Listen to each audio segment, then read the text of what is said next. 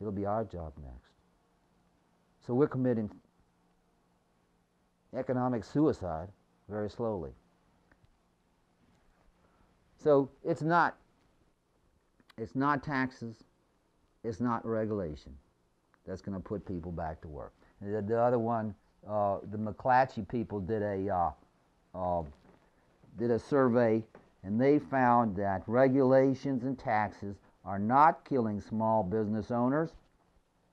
It says none of the business owners complained about regulation in their particular industries, and most seemed to welcome it. Now, why would somebody welcome regulation in their own industry? Think about it. If you had a pizza parlor, and you played by the rules, and you have your A, B, C, D ratings as far as the quality of your food and your premises. Okay, you want to go in, you want no regulations? Fine. So Elmo opens one up down the street. Now he may have vermin climbing all over his establishment. He may be using close to tomato juice instead of tomato paste on his pizzas. He could be using bad cheese, spoiled meat, but without regulation, he sells his pizzas for $4.99. You play by the rules. You keep a clean place. You pay your people a decent wage. You buy decent ingredients. You can't compete with this guy. You cannot compete with him.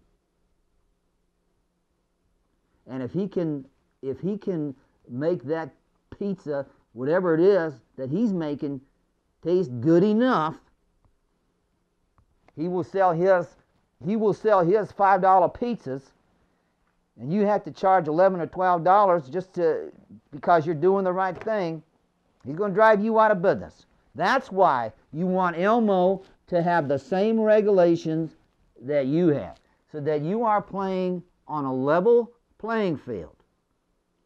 And then, once you're at that level playing field, that's when the market will decide whether Elmo's pizza and Elmo's service is better than your pizza and your service.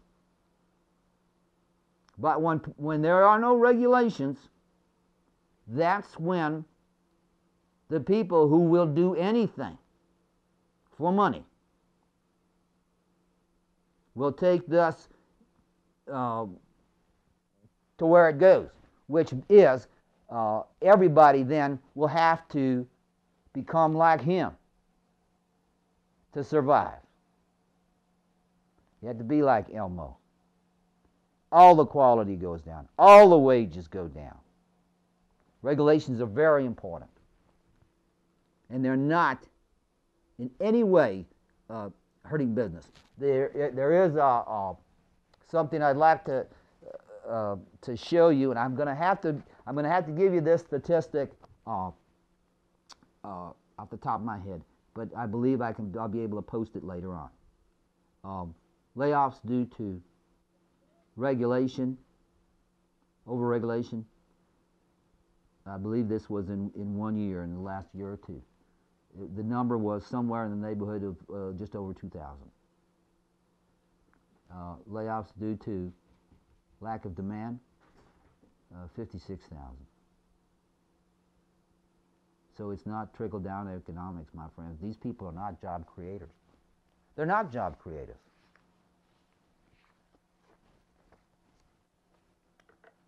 They're job extractors. This is just something you can't see because it's kind of small, but I'll read it to you. These big corporations, the ones that are supposed to be making you jobs, Bank of America, up to 10,000 job cuts. Goldman Sachs, 1,000 job cuts. HSBC, another job creator, 30,000 job cuts. I remember just seeing it just over a month ago where Nokia, the phone company, was going to cut 15,000 jobs. Guess what happened to their stock? It went up. Because it's all about the money. It's all about the the money. It's all about taking care of the shareholders and the human beings that work there. It's just what they call tough luck. And now you see the post office now is claiming that they are $5 billion in the red last year, and that they want to lay off, they want to end Saturday service, lay off 100,000 postal workers. 100,000 postal workers. And I've seen it in the paper. The postal service lost over $5 billion last year. But what they don't tell you, it's because of they actually have $75 billion in a fund to take care of their retirement. It's something they have to prepay into that nobody else does. It's $75 billion that they cannot use to cover this $5 billion shortfall. And in fact, the post office doesn't receive any money from the government to run. It is an independent, it's controlled some way. I mean, it has rules imposed on it by the government, so it won't compete with some of the other services. But the people who want to privatize the post office claim it doesn't take care of itself. Well, that's simply not the fact. Congress imposed the rule that makes this money, this $75 billion, unavailable to the Postal Service to cover this shortfall. Postal Service has regularly, I admit the rates have gone up, but they have regularly done all sorts of things to improve their service and efficiency. What's the reason then? What's the reason that people are claiming that the Postal Service has to go out of business and these 100,000 jobs have to be lost? Well, to privatize it. To privatize it. So that you won't be paying 41, 42, 45, 75 cents to send a letter to any place, anywhere, which they do now. But you'll be sending that through a private company, and you will never see a rate as low as 42 or 45 cents for a letter again. So these job creators, the multinational corporations, you need to understand, they have only one motivation: it's profit. It is not about keeping workers.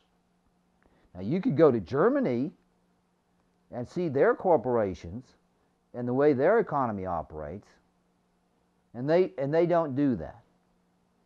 When they have slowdowns in a particular industry, they will cut back hours, they will make adjustments, but they don't just let people go, because they know that they have people there who have been trained to do these tasks. They're valuable people, and even though the economic environment may not allow them to keep things the way they are, they will make the adjustment so that worker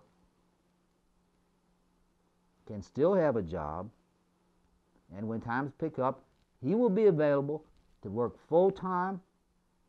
He will already be trained. He'll know what to do, and he will have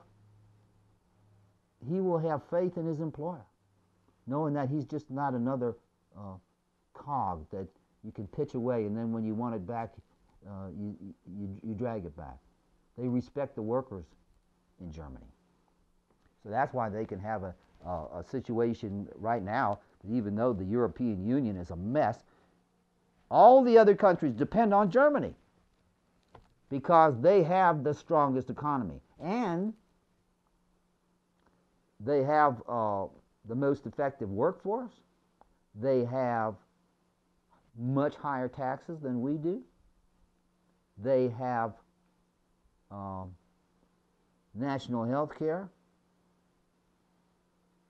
and their economy is stronger than ours, or it certainly would be if they didn't have to drag the rest of Europe along with them. So, if it's not going to be reducing taxes, which are now at their lowest level in 50 years, and if deregulation is not the problem, or if deregulation won't solve the problem, and lower taxes, as we've seen since 2003, are not the answer, lowering them further is not going to be the answer, then what do we do to create jobs? Well, we'll have to get to that next time because I'll talk too long. But it's important for you to know. Putting American people back to work is absolutely mandatory. You cannot save this economy with cuts alone. There has to be investment. If you don't grow, here's an example. The Bush tax cuts are set to expire end of next year. If you were of the cut taxes deregulation group, you would say the best thing that we could do would be to make the Bush tax cuts permanent. Do you know what making the Bush tax cuts permanent would do to the deficit that you seem to be very concerned about? It will add to the deficit $3.8 trillion over the next 10 years. Add to the deficit that everybody is crying about. If you extend those tax cuts, it'll add $3.8 trillion over the next 10 years to the deficit. You cannot do this by cuts alone. So we're going to talk about the revenue side on the next Fireside Chat. We'll see you then.